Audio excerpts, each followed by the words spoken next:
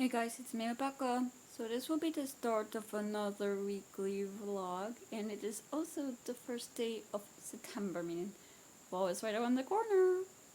I don't know, I love the leaves changing colors and all that. Like I just find it very beautiful and whatnot. So yeah, but I have done some cleaning today, and I have also done some reading, and I finished. If you saw my last vlog, I was reading The Inheritance of Arcadia, the Vita, in which I have finished it, and I really enjoyed it. I'm gonna give it a 4 stars. Let's see, what do I say? We see who Arcadia made a bargain with, but we see who she was running from, and that person, they came back. They tried to reclaim Arcadia. Like they viewed her as something that belongs to them. Like they were very possessive over her and whatnot.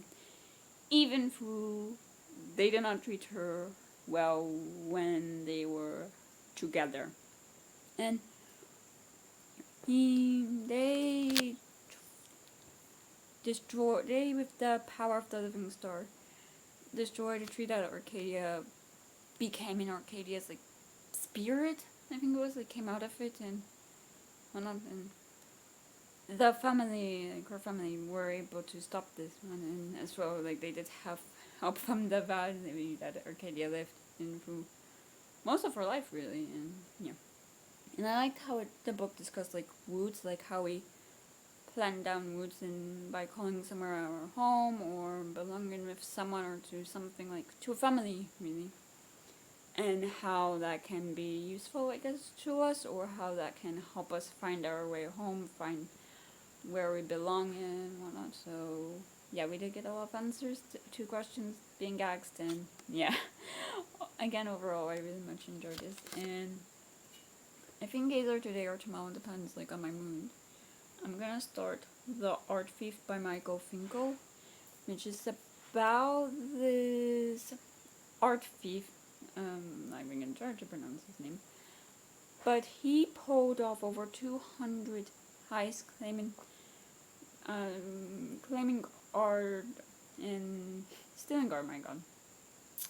And his collection was worth an estimated of $2 billion, and his girlfriend did help him.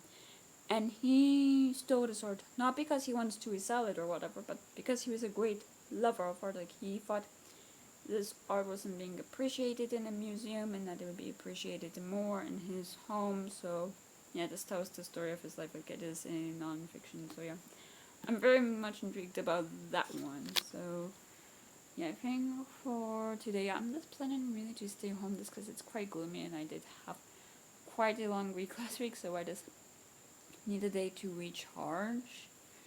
So yeah, I'm just gonna stay home, do nothing, do some more cleaning, so I'll see, but yeah, I'll see you when I see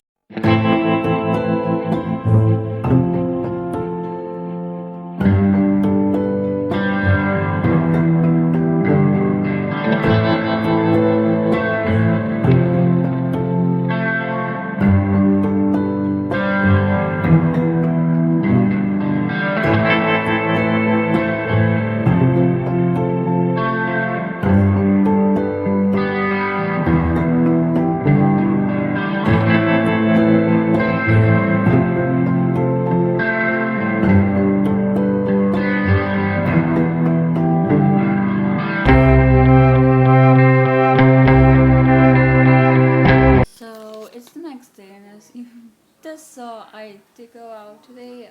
My mom just wanted to go somewhere, just to change up our scenery of where we walk, and yeah, we just went to a couple of parks, and yeah, and I don't know if you can really tell, I did trim my hair, but it got to that length where, for me personally, it just felt like it was just there, if that makes sense. So yeah, I did that this afternoon. And as well, I have done some work, and I have done some reading of The Art Thief, and now I'm on page 62, and so far I am liking it. I like the first couple of pages, how you can feel this tension up with the Art Thief, Stefan Brettweiser. I'm sorry if I butchered that, but Yeah, but he and his girlfriend. Oh, where did I put this? He and his girlfriend and Catherine, they are scouting his museum and they are trying to steal peace. And his job is the thief itself. Her job, it seems like, is to watch out for the security guards and to watch like for the rest of the visitors and whatnot. And it's the tension of like of something going wrong, like they're worried that one wrong move, one wrong step, or I guess an ounce of bad luck will be the end of him and of his career as an art thief. So yeah, I do like seeing that. And I also like there's a lot like to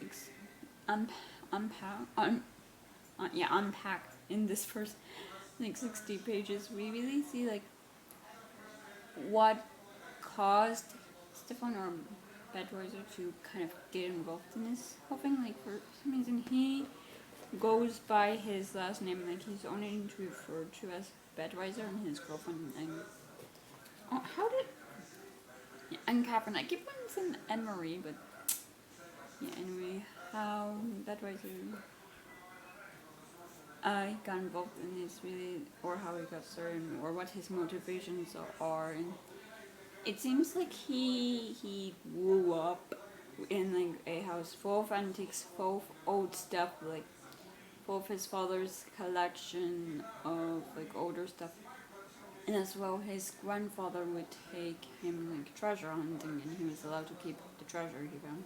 Like he had come to appreciate it. And when his parents separated, and his father took the entire collection, and he and his mother had to live in an apartment, and they had IKEA furniture, and he found that to be ugly. Like for Bedweiser, he appreciates the I guess aesthetic of the old. Like he appreciates like he on several occasions does mention that with museums you're not really able to feel like you have like an intimacy with the art. Like you are sitting on these uncomfortable benches, there's so many people around, there's the guards, like you're not able to get up close and personal with the piece. And that's really his true motivation for the pieces. Like he and his girlfriend don't steal anything. I mean, truly that valuable, really ever. He is valuable, but not like so highly, because it's all pieces that that catches his eye, that intrigues him, that he finds beautiful, that he can't stop thinking about. And and it seems like with Anne Catherine, for her, like she loves her boyfriend, she loves him, but she doesn't share the same love of art as he does. It seems like, I guess from what we've gathered so far with her, it's just more about the adrenaline of the heist, like seeing if they're able to pull it off, if they're able to get away with it, like all that. Like they do know that people might catch up to them. They're not so like self-centered or so unaware. Like they do keep news clippings of articles mentioning the art they stole, and see how if the police are able to like pinpoint all the artists, so like if they are able to pinpoint the connection between this piece and that piece to the same person, because they go out of their way to like drive an hour or two or maybe more to different small museums, and just to ensure that this doesn't happen, and the police don't catch up to them. And I do like the way they do it. Like it's not like so violent. Like on page, what was it? I didn't put it.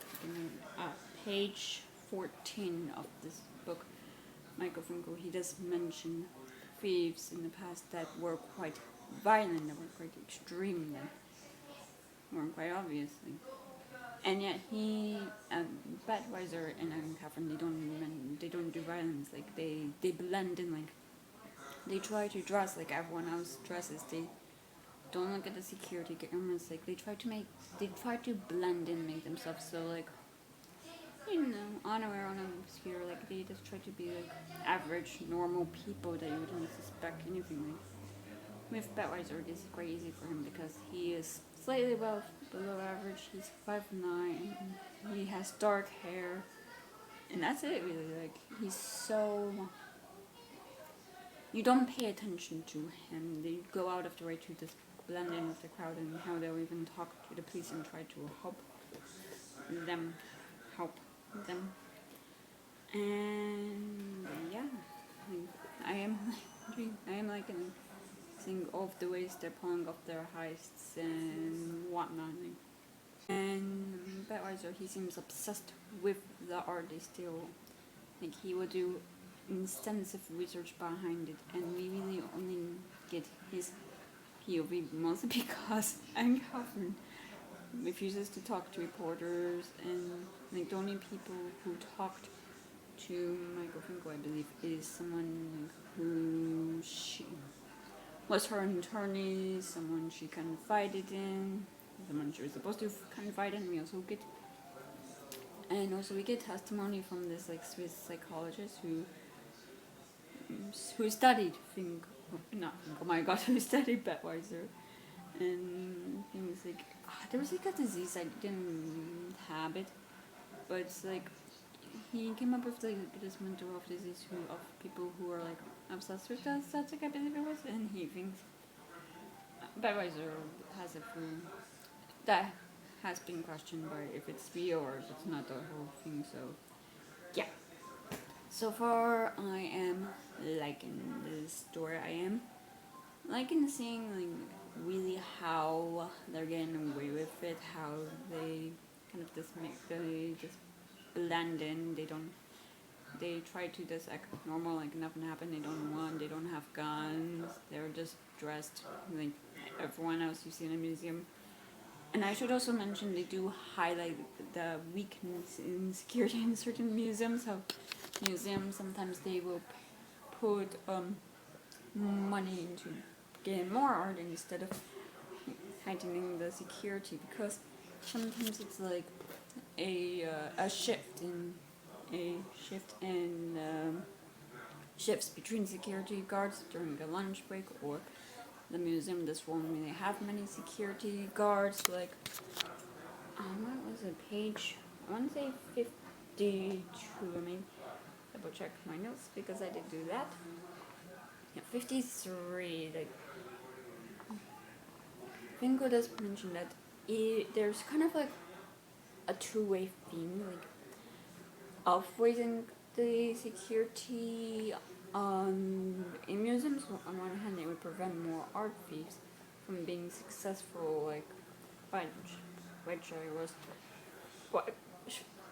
Budweiser was, but also it would, you put the art between glass, with guards in front of it, all that, it will feel more like a bank. Like, you will lose that intimacy completely with art. You won't be able to appreciate it whatsoever. So yeah, I do like how that is brought into awareness. Like this, the lack of higher security just makes it easy for people like Budweiser and Catherine to just walk in, steal the art, walk out, and as well, Budweiser does have some experience as a security guard, as he did work a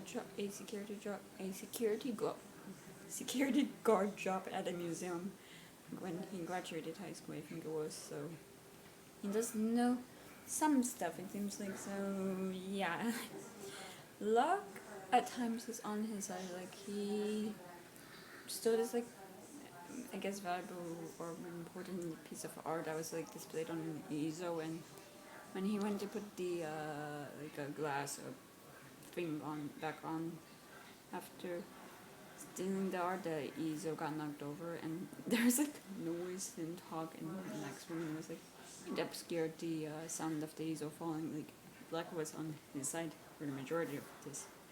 So yeah, so far I am very much liking it. Really? Yeah. And yeah, I think for the rest of the day I'm just gonna be doing some more work and whatnot. So it's the next day, and I've just done some work and whatnot, and I just got back from a walk, and I have done something up the art thief, and now I'm on page 156, and I'm still very much enjoying this. We do see how like different psychologists and of psychology. They're trying to figure him out. It's like figure him out. Like I guess in that sense, like figure out like what motivates him, why he does like what he does, and like they're trying to categorize him in a certain field and see if he can be treated. It looks like he can't, and the last like 90 pages like have like this is a short book and it goes through a lot of things. You also see like the beginning of the police skin on his tail, figuring out, seeing the connection between the crimes, seeing how the police forces in different countries, like they don't really communicate with one another, how they don't even communicate with one another even when they're in the same country. Like the police, they think that he's just another guy who's stealing art to sell it, who's bitter to make a profit. They don't think he's someone who's collecting it just because he loves art, like he wants to look at it. We also see like that they think that these thieves, like sometimes they are a bit stupid, or I don't know, that museums have more security than they think. Like a hidden security camera in one museum, like so secret that the police, that the policeman, that the author Michael Finkel interviewed for this novel to tell them where it is. Yeah. And as well, we also see the first time, oh my word, I will never get his name away. When Budweiser is caught in Switzerland for the first time, like how the way he does the crime, it's a bit too reckless, or he has, I guess, too much confidence in his own abilities. But we also see like, this is the first time his mother snaps. Like she's very lenient. She loves her son. She wants to protect him, take care of him, and yeah, this is the first time she snaps and asks him what the hell is going on. And we see as well how the thief, like this whole thieving thing, is affecting his relationship with and Catherine. Like she loves him. She does, but she also notices probably not the best. Like she knows like what they're doing is wrong and all that. She just can't bring herself to leave him. Like she loves him, he loves her. See as well how like it's like their paths diverge like in life. Like she's ready to grow up, to start a family, and she can't because, as she said, that the stolen art will be poison for their child. Like as long as the art is in the house, they are not going to be able to live away from his mother without this burden on them, and this will be a burden on their child eventually.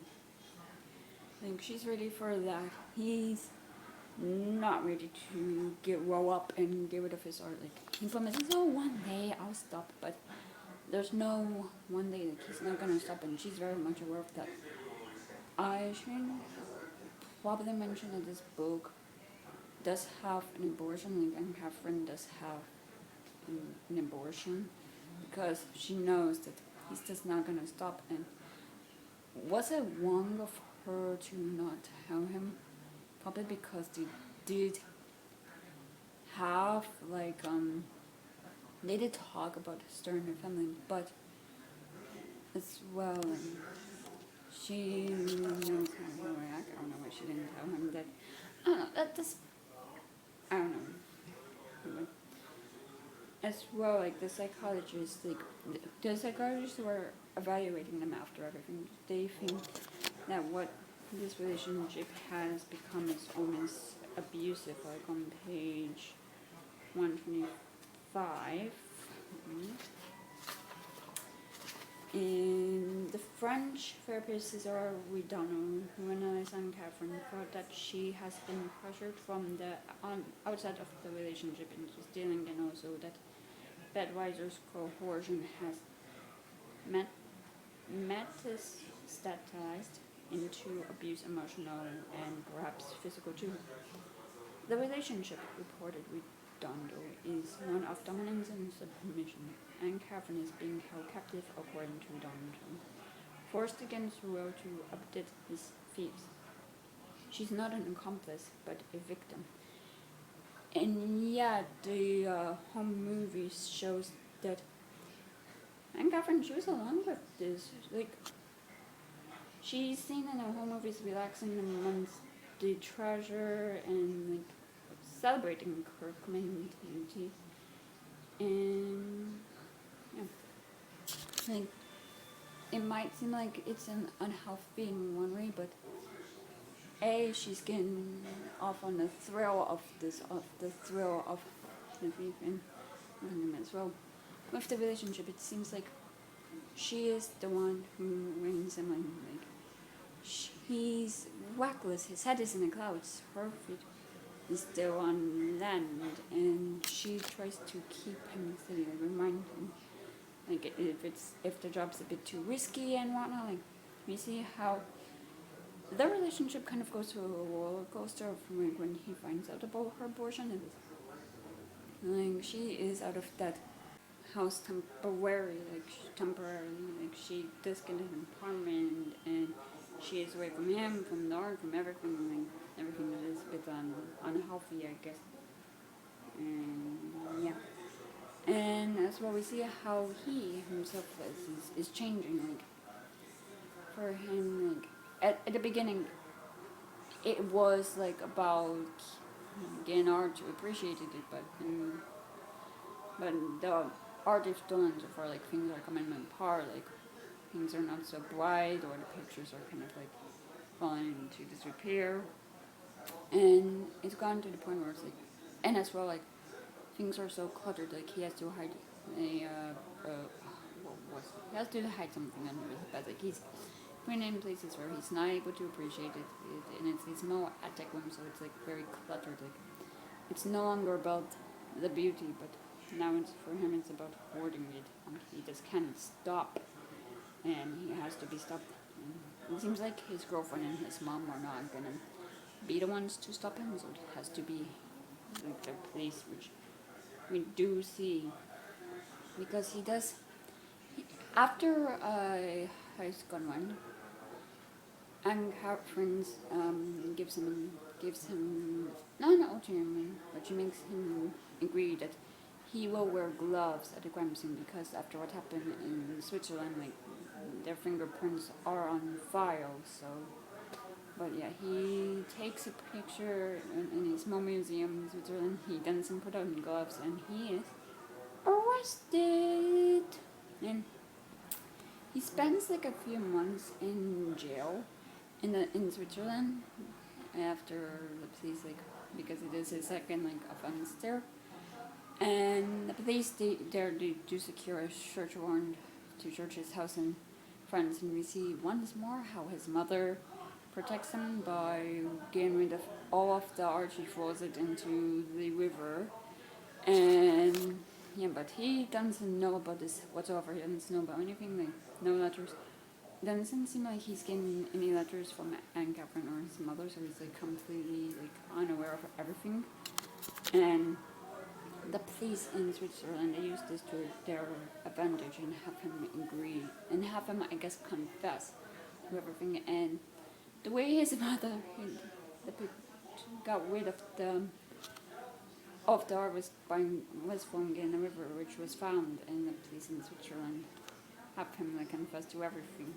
Like show him all of the pictures taken, and yeah, he is arrested. He is caught. So yeah, so far we do see a lot of things, like a lot of psychology in here. I love like how this is affecting his relationship with his mother, with his girlfriend, with everyone. Like, this man doesn't have a social life. Like all it was like stealing art, and that's it. Like he cannot really hold down a job. Like all of his jobs are not part-time, but they are temporary jobs. Like he had done some of a permanent one, and Anne Catherine, she's the only one with a permanent job, so yeah. And again, so far I am liking it, and I'm very much curious in seeing like, I guess the aftermath of being caught and being arrested and he did confess to stealing off the art that was like found in the river. So yeah, and I do. Yeah, I don't know. So far, it's an interesting story. And yeah. Uh, yeah, I think for the rest of the day I'm just gonna be doing some cleaning and whatnot, and yeah, I'll see you when I see you. So it's the next day, and I've just done some work and whatnot, and I also have done some reading, and I did finish The Art Thief, and I really enjoyed this for the most part. Like, I think with the last bit, like, I got frustrated with Bedweiser because even after he's been arrested numerous times, like, and after he's been sentenced to jail, nothing changes in his behavior. Like, something in him, he can't stop stealing art, no matter like how much, or stealing in general, no matter how much security has risen, like with cameras and security guards in museums. Like, he's even started to steal in like stores at like the airport, where like, and like he is arrested numerous occasions, and yet he never learns. Like, there's a part of his brain that's like that doesn't like take into the account of the consequences of his actions. Like, he can't help himself. So that last bit, I was just like, oh my word. Like, I just got a bit annoyed. But yeah, besides that, overall I did enjoy this.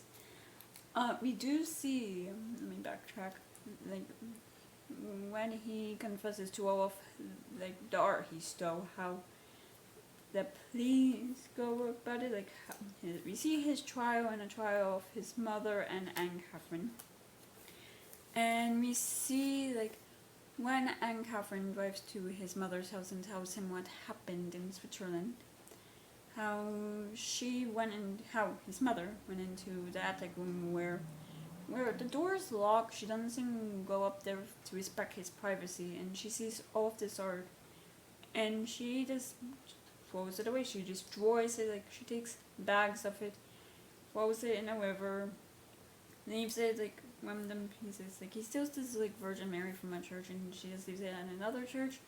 She burns some of it. She leaves some of it in her boyfriend's like land. Like, even like most of the pieces were recovered from this, but a lot were completely destroyed. Like, I think it was mentioned that 80 pieces are missing. And we see Bedweiser's time in prison, as well the trials he goes through in Switzerland and in France. And we see like he makes himself like almost like the ringleader of the whole operation. Like, his mother, she wasn't involved in this at all. She didn't know what he was doing, and yet she did still face consequences. Like, she did lose her job.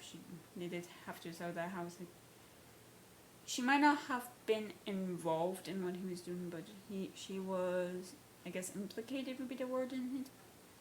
And we see like with Anne Catherine, like how her attorney was like, oh yeah, she was just a witness. Like, she was forced into it. Like,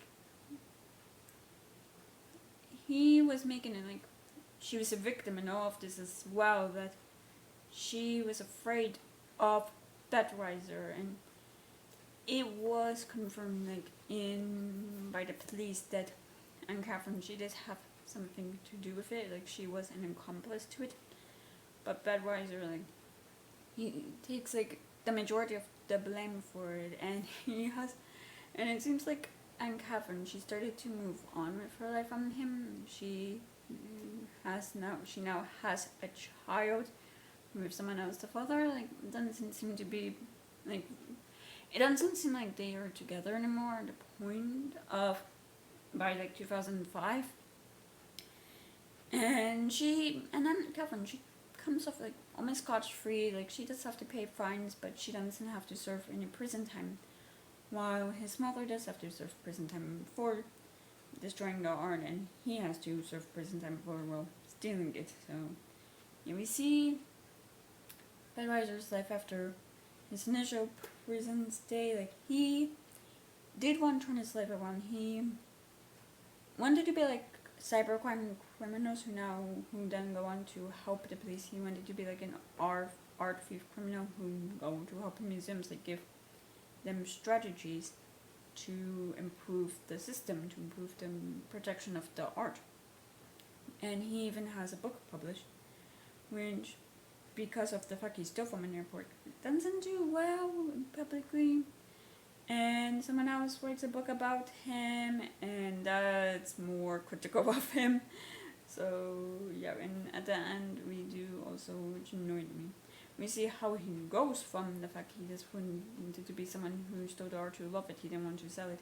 We now see like he's so desperate that he has to evolve to stealing art to later sell on eBay, and he just like he lets a lot of people down, like his father and his friend, the framer, who like was disappointed in him. He thought that was what happened with the whole like stealing business behind him.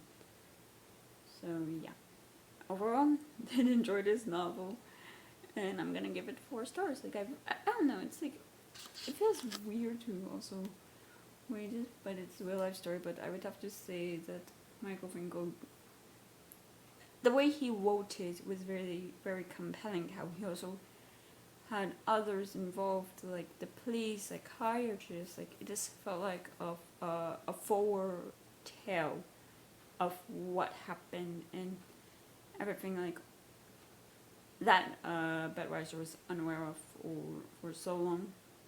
I guess like where the investigation began, and yeah, his mindset, and from a professional standpoint as well the mindset of Anne Catherine and his mother. So yeah, I did enjoy that.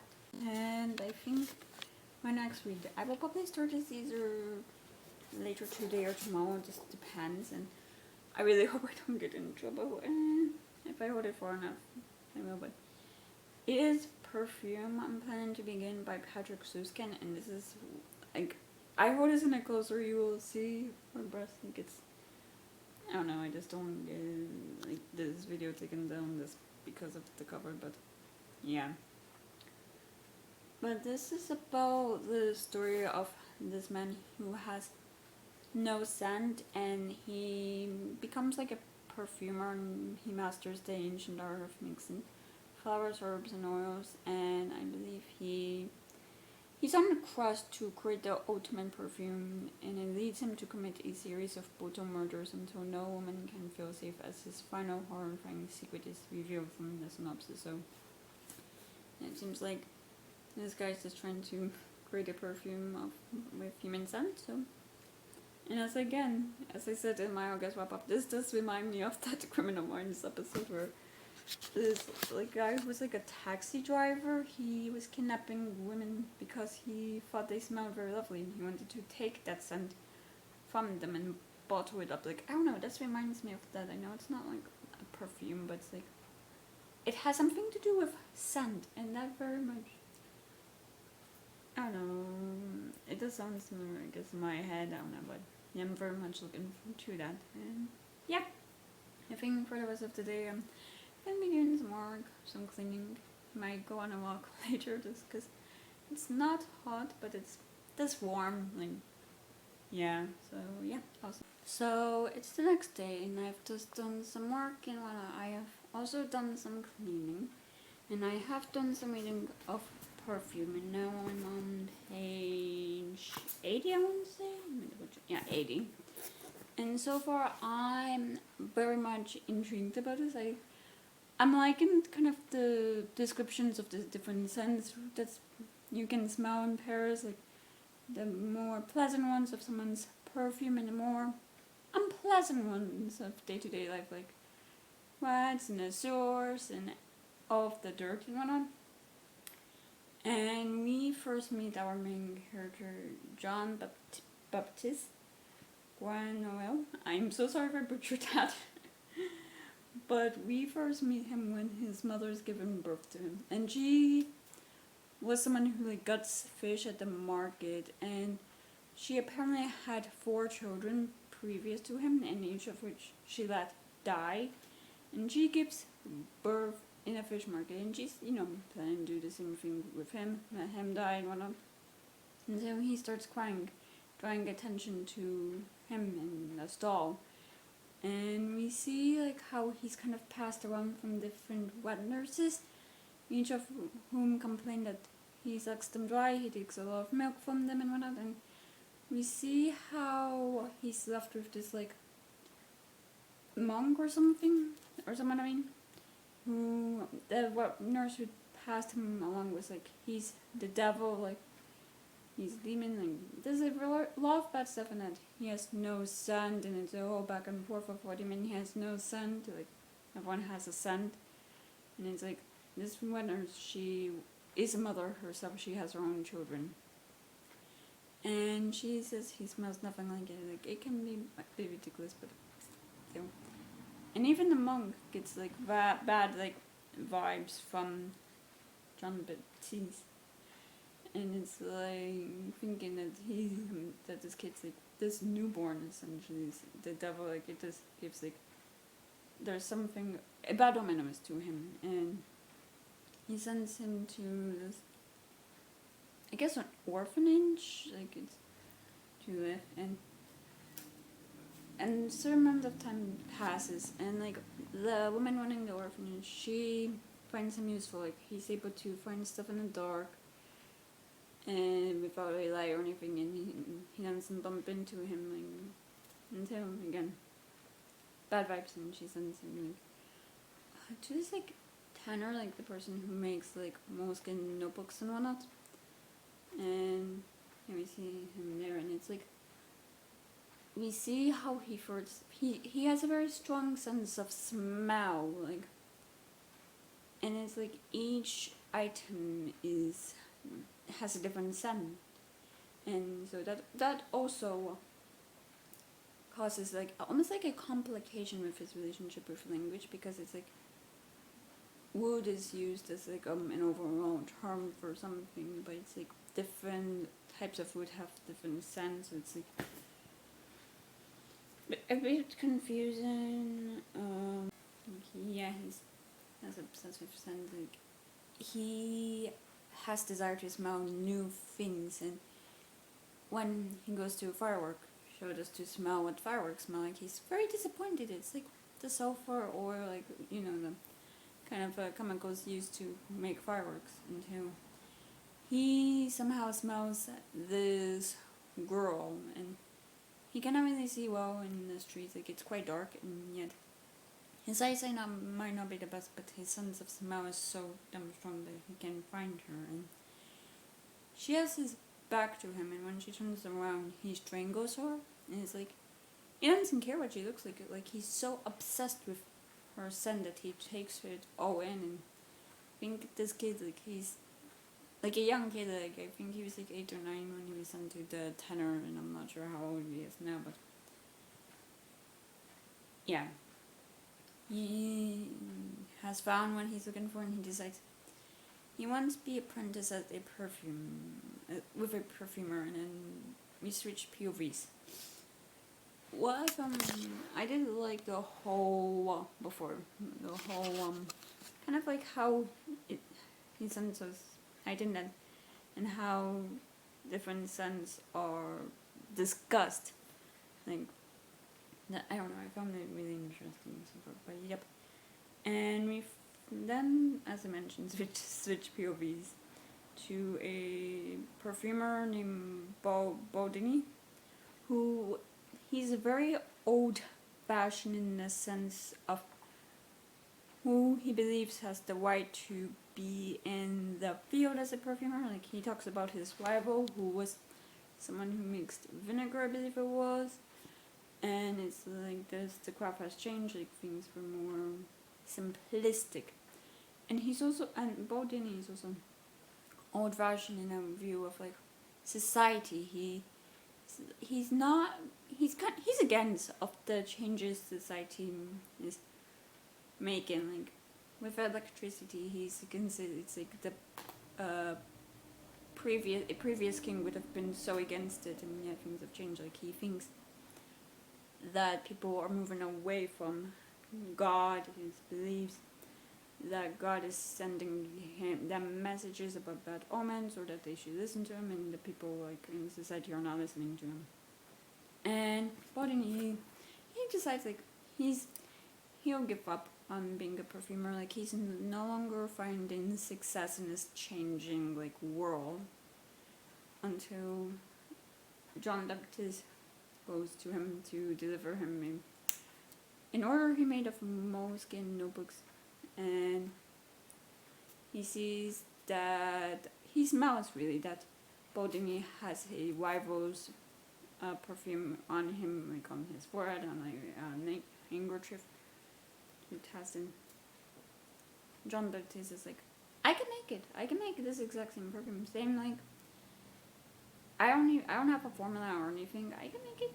And so we just see how it's tested, and I just am impressed with how strong of a sense of smell John Baptiste has. Like he's able to smell like the components of each smell, break it apart. Like so far I am finding it interesting, I would say. So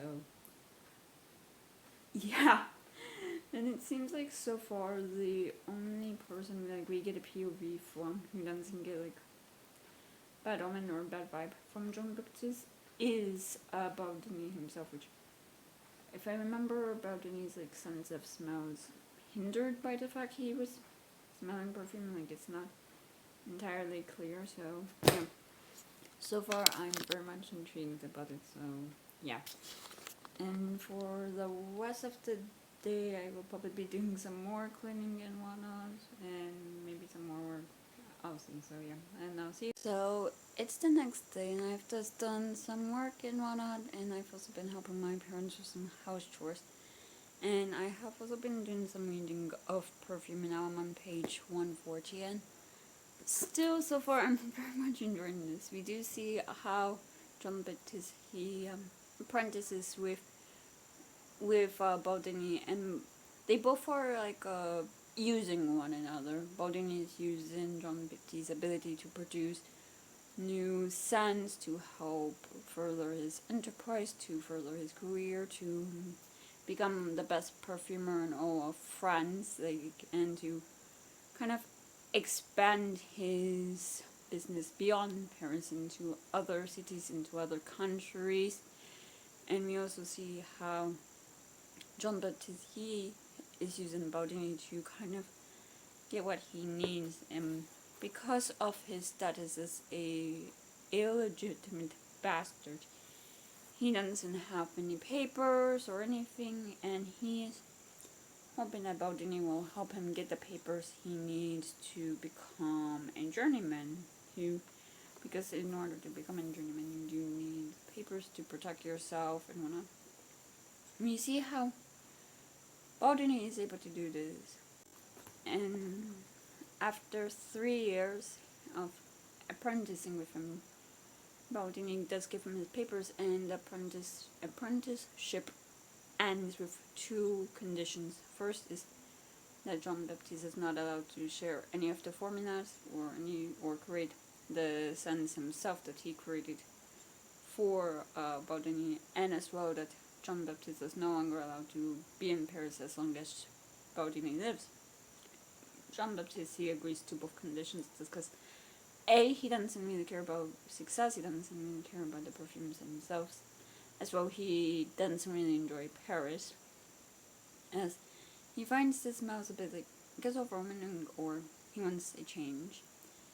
And we also see, I have to mention before I carry on, that it seems like the people who are in John Baptiste's life, they experience misfortune, because we see the the head of the orphanage many years down the line, how she was saving to live in a house of her own, like to die in, and she was unsuccessful. And as well, the master of the tenor that John Baptiste was working for, he fell into the river while drunk and died. And we also see how Baudini, he weirdly after John Baptiste leave, like the city, I believe it is, decide is to tear down all of the buildings near the city, and Baudini, his wife, died. They fall into the river, and as well all of the decorations that John Baptiste helped him make, as well as the notebook that Baudini had in his pocket that had all of the formulas written in, they were lost forever. So the people around John Baptiste experienced some misfortune, which I found interesting. But what I was saying in the Smell of Paris is that when John Baptiste leaves Paris, he feels like a weight off his shoulders. Like the suns in Paris were kind of dragging him down, and they were heavy and strong, and they were just, I guess, unpleasant. And when he leaves, he experiences this like freshness, and you also see how John Baptiste, he just cannot stand to be around humans. Like he first avoids cities and then villages, and then he will go by at night just to avoid humans in general, in total.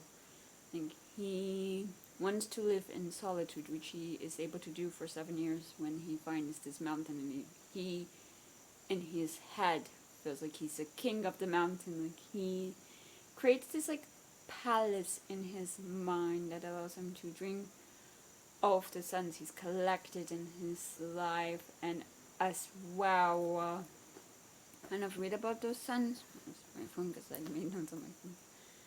And then after 7 years, he realizes that he doesn't have a sun, or he can't smell his own sun. Like he tries everything he can to find his sun. Like he smells his entire body,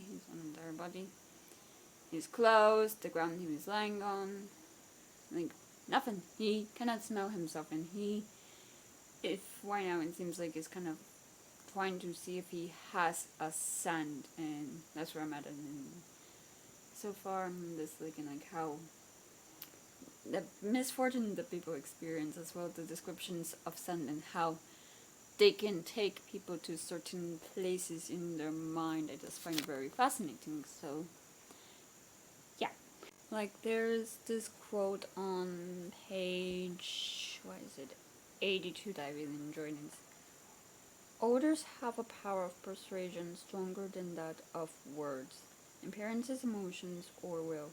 The persuasive power of an odor cannot be fended off. It enters into us like breath into our lungs. It fills us up, imbues us totally. There's no remedy for it, and it's like we are able to create ideas, create worlds, create visions, or be persuaded by what we smell. Like there is a power behind scent that I think is interesting, and yeah, so far still very much enjoying this novel. And yeah, and I think for the rest of the evening I will be just helping my parents with some more housework. So yeah.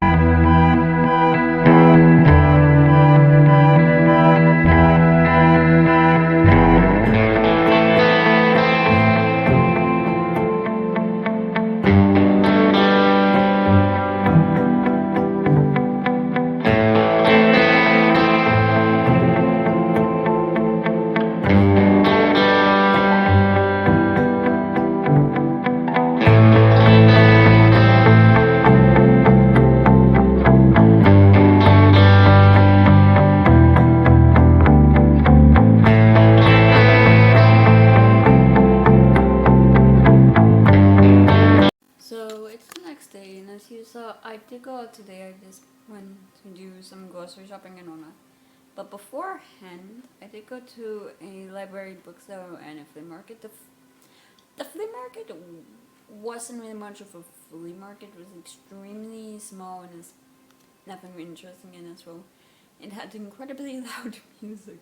But at the library bookstore, I did get some books, and I got 3. The first of which is If I Had Your Face by Frances Cha, which is about these 3 women. Kahari, who is an naturally beautiful woman with a hard-won job at a room salon, an exclusive underground bar where she entertains businessmen while they drink. For she prides herself on her cold, clear-eyed approach to life. An impulsive mistake threatens her livelihood. Her roommate, a talented artist who grew up in an orphanage but won a scholarship to study art in New York. She returns to Korea and finds herself in a precarious relationship with the heir to one of Korea's biggest conglomerates. And down the hall from both of them is Ara, a hairdresser whose two preoccupations sustain her: an obsession with a boy band pop star and a best friend who is saving up for the extreme plastic surgery that she hopes will change her life. And meet is Anna's Rowana, one floor below, who is a newlywed trying to raise a baby who she and her husband have no idea how they can afford to raise it. And together these stories tell a gripping tale at one unfamiliar and unmistakably universal, in which the tentative friendships may turn out to be the thing that ultimately saves them. It seemed really interesting. I also got The Whispering Dark by Kelly Andrew, which is about this girl she's grown up being deaf and being seen as fragile, and she's accepted into this university that trains students to slip between parallel worlds, and she's excited for the chance to prove herself. And yeah, that's interesting. I don't know, I'm not sure about the whole synopsis, and I'm honestly not in the mood to read it. So, and the last book I got is The Age of Myth by Michael J. Sullivan, which is since time immemorial, humans have worshipped the gods they call fairy, truly a race apart, invincible in battle, masters of magic, and seemingly mortal. But when a god falls to a human blade, the balance of power between humans and those they thought were gods changes forever. Not only if you stand between humankind and annihilation, reluctant to embrace his destiny as the god killer, a young seer, burdened by signs of impending doom and Persephone, who must overcome personal tragedy to leave her people. So yeah, I'm very much excited about that. And since I've gone home, I've just been helping my parents with some house stuff.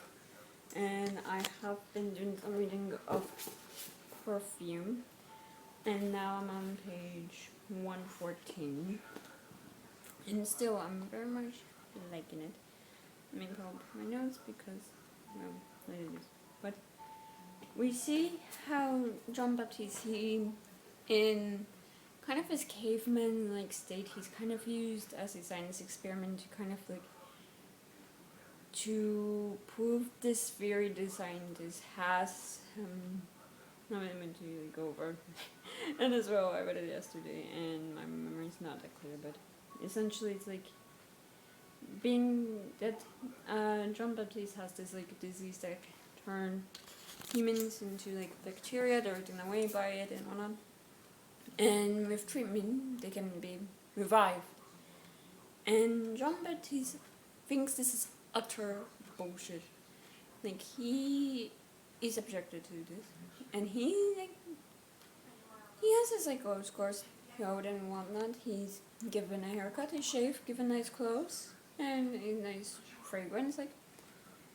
This isn't science. This is just changing one's appearance with this kind of the act of humanity, I guess. So, but he fully realizes that with sand, he becomes visible to humans, and he creates this and that kind of acts like a surrogate to what a real human smells like. He doesn't have a scent at all, so he kind of has to make one essentially, and he does. And then that kind of starts getting away from him because he needs more. This perfume that he made, it can only last for as much as the perfume lasts, and he finds himself in another perfumer's a laboratory, and he finally learns how to take scent away from objects he experiments on animals, is able to take a descent away from the cat, dogs and whatnot. Like he kills a dog, takes the scent from it, and has the mother smell it, the mother dog smell it, and she barks, recognizing that scent. And John Baptiste, he moves on to humans, to human girls essentially, and he kills about 24 girls within 2 months and takes their son, and we see him now as he's about to take the son from the 25th girl, the one he thinks is the most perfect one, and that will finish his collection. And yeah, and so far I am liking it. I am liking kind of like the quotes about like how scents can help us in like society, like oh god, where is it? Page 255. Her scent was a bother of breath. Together with breath, it entered human beings who could not defend themselves against it, not if they wanted to live, and scent entered into their very core, went directly to their hearts, and decided for good, and all between affection and contempt, disgust and lust, love and hate. He who would scent will hearts of men. And we also see like how for certain situations he created certain smells to get at the hearts of people, to kind of draw a certain emotion from them. And when he's on his killing spree, he has the perfect invisibility cloak. Like, he doesn't wear his perfume, he has no sun. He's completely invisible to everything and everyone. Like, it is mentioned that some of the girls were killed when they were in their wombs, and their dogs, if they picked up a scent, would have started barking, and that's the point. If they had a scent, because scent draws people, draws mammals really to us, and yeah, so far I'm very much like this. I probably am reading it a bit too fast, but it's like engrossing, I would say. So yeah, I definitely will finish it tomorrow. I have like 40 pages left, so I think, not to leave my thoughts on this book on a cliffhanger, I'm gonna finish this vlog tomorrow. So yeah, but yeah, that's all for tonight. So I'll see you when So it's the next day, and it's also the end of this vlog, as I did finish Perfume, and I'm gonna give this 5 stars. I very much enjoyed it. I very much enjoyed seeing like kind of the different processes of how to create perfume, as well the different scents and the different kinds, and have different emotions one can evoke just by how they smell. Like the power odor has over us as humans. Like, if we smell something nice, we're drawn to it. If we smell something unpleasant, we're revolted by it, or yeah. But not one thing, I also forgot to mention that we kind of get a perspective shift once more, but this time we follow the father of John Baptiste's 25th victim, the victim that he considers like the most perfect victim, the most perfect son, the victim he needs to complete his, I guess, complete his formula. And we see how he tries to how the father tries to protect his daughter, and as well like the weird relationship he has with his daughter. Like, he seems very much obsessed with his daughter. He loves her, of course, but he is using her in a way like a father uses a daughter in this time period. Like, he's marrying her off to a kind of a marriage where it's like both parties will gain something from it. And but as well, he does seems like obsessed with his daughter. Like, if it's like almost to the point where it's uncomfortable reading. Like, yeah. Well, we see how he tries to protect her from what is going on in Graz, the town where John Baptiste is, where he murdered the 24 other women. And we see how we see how the father, how he leaves Graz to protect her. He's supposed to be going to her betrothed's home to leave her there.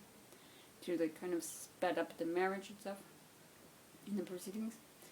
And we see how John Baptiste follows them to an inn, kills the daughter and whatnot, and we see, should also mention, I do like seeing how the public's reaction to this, like it's like shock, or the kind of panic that ensures,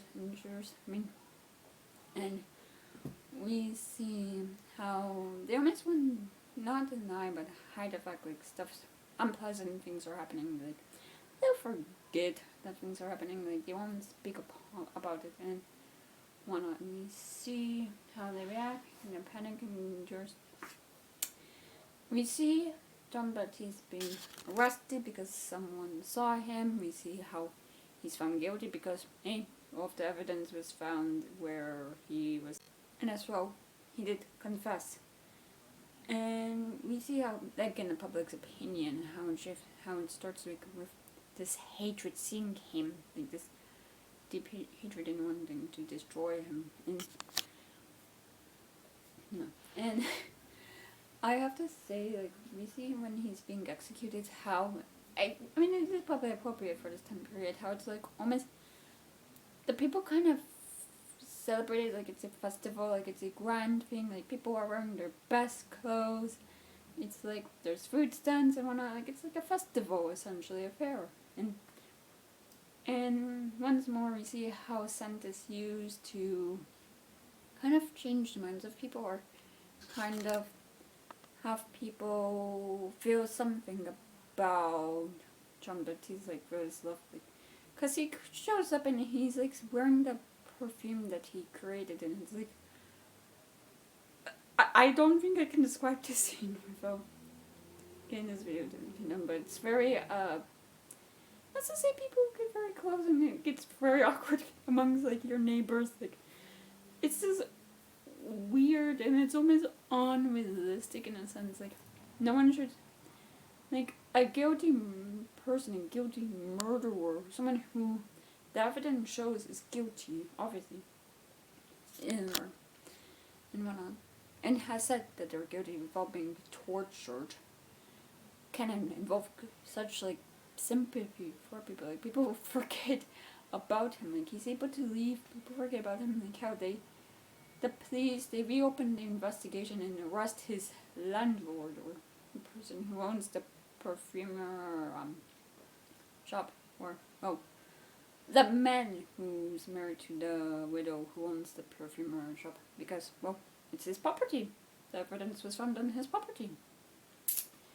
So, yeah, so that was interesting to me. But we see as well how John Baptiste, he leaves, like, he knows the power he holds over people, and yet there's only one thing that the power doesn't give him, and it's the ability to smell himself. And he does say on page 252 in these words, alongside and through his perfume I allow him to appear before the world as a god.